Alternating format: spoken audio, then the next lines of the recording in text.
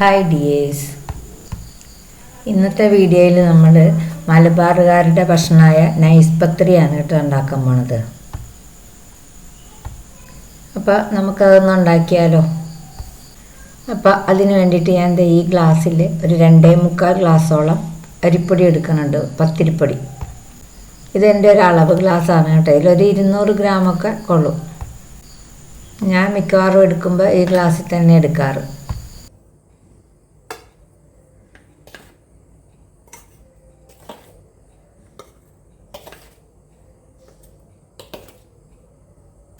അപ്പോൾ ഞാനിപ്പോൾ അളന്ന ഗ്ലാസ്സിൽ തന്നെ ഒരു 3.5 ഗ്ലാസ് വെള്ളമാണ് എടുത്തിരിക്കുന്നത്.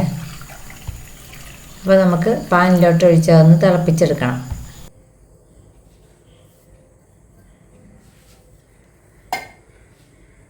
ഇനി നമുക്ക് ആ പൊടിക്ക് ആവശ്യമായ ഉപ്പും കൂടി ഇതിലേക്ക് ഇട്ട് കൊടുക്കാം. എൻ്റെ ഈ പൊടിക്ക് 3.5 ഗ്ലാസ് വെള്ളം മതിയാവും. അപ്പോൾ വെള്ളത്തിൻ്റെ അളവ് നമ്മളെടുക്കണം, പൊടിയുടെ അനുസരിച്ചിരിക്കുവേ. ഇപ്പോൾ നമ്മുടെ വെള്ളമൊക്കെ നന്നായിട്ട് തിളച്ച് തുടങ്ങിയിട്ടുണ്ട്. നമുക്ക് എടുത്തു വച്ചിരിക്കുന്ന പൊടി ഇതിൽ കുറേശ്ശെയായിട്ട് ഇട്ട് കൊടുത്ത് ഇളക്കി നന്നായിട്ടൊന്ന് യോജിപ്പിച്ചെടുക്കാം.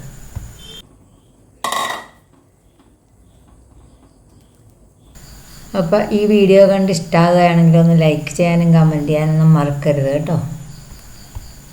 സബ്സ്ക്രൈബ് ചെയ്യാത്തവരാണെങ്കിലൊന്ന് സബ്സ്ക്രൈബ് ചെയ്ത് സപ്പോർട്ട് ചെയ്യണേ.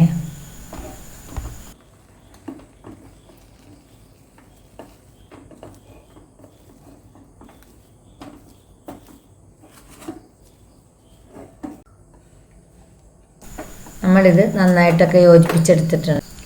നമുക്കിതൊന്ന് കുഴച്ചെടുക്കാൻ പരുവത്തിന് ആറുമ്പോൾ നമുക്കിത് നന്നായിട്ടൊന്ന് കുഴച്ചെടുക്കണം. ഇതിപ്പോൾ ഞാൻ വേറൊരു പാത്രത്തിലേക്ക് വാർത്തിയിട്ടുണ്ട്. ഇപ്പോൾ ഇതിൻ്റെ ചൂടൊക്കെ ഒരുവിധം ഒന്ന് ആറിയിട്ടുണ്ട്. നമുക്കിനി ഇത് നന്നായിട്ടൊന്ന് കുഴച്ചെടുക്കാം.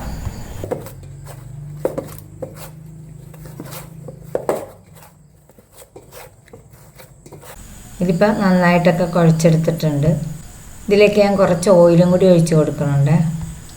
ഇത് ശരിക്കും നമ്മൾ വെള്ളം തിളപ്പിക്കുമ്പോൾ ആ സമയത്ത് അങ്ങോട്ട് ഒഴിച്ച് കൊടുത്താൽ മതിയേ.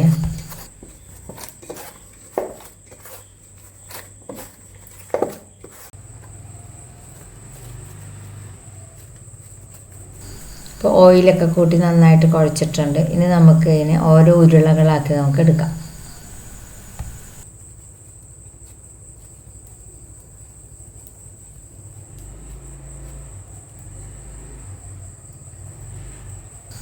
പിന്നെ എല്ലാം ഈ ഉരുളകളാക്കി നമുക്ക് ഇതിൽ വയ്ക്കാം.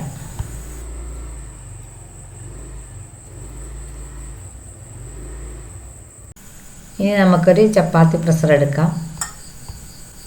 ഇതിലേക്കൊരു പ്ലാസ്റ്റിക് ഷീറ്റ് ഇതുപോലെ വച്ചിട്ട് നമുക്കതിലേക്ക് കുറച്ച് ഓയിൽ പുരട്ടി കൊടുക്കാം.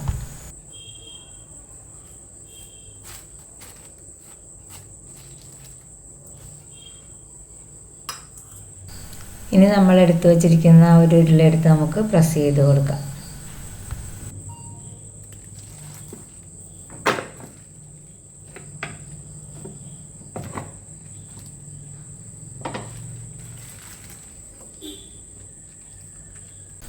ഇതിപ്പോൾ നല്ല നൈസായിട്ട് കിട്ടിയിട്ടുണ്ട് കേട്ടോ. ഞാനൊരു ചപ്പാത്തിക്കല്ല് ചൂടാക്കാൻ വെച്ചിട്ടുണ്ടായിരുന്നു, അതിലേക്ക് ഇട്ട് കൊടുത്ത് നമുക്ക് ഇതിനെ ചുട്ടെടുക്കാം. ഇത് നമുക്ക് വേണമെങ്കിൽ ചപ്പാത്തി പലകെ വെച്ചിട്ടും പരത്തിയെടുക്കാം. ഇതിപ്പോൾ ഒന്ന് ചെറുതായിട്ട് ചൂടായി വന്നിട്ടുണ്ട്. ഇനി നമുക്കൊന്ന് മറിച്ചിടാം.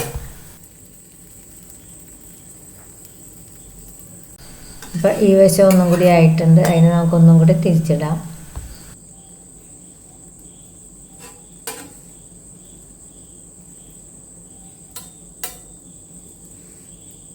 അങ്ങനെ തിരിച്ചും മറിച്ചൊക്കെ ഇട്ട് ഇതിനെ നമുക്ക് വേവിച്ചെടുക്കണം.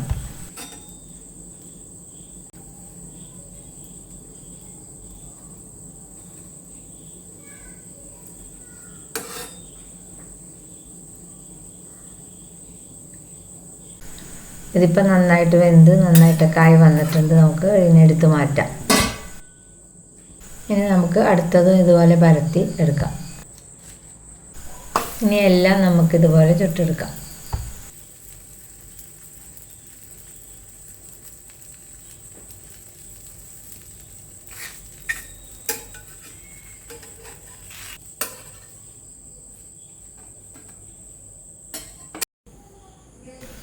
ഇപ്പോൾ നമ്മുടെ പത്തിരിയെല്ലാം ഇവിടെ റെഡി ആയിട്ടുണ്ട്.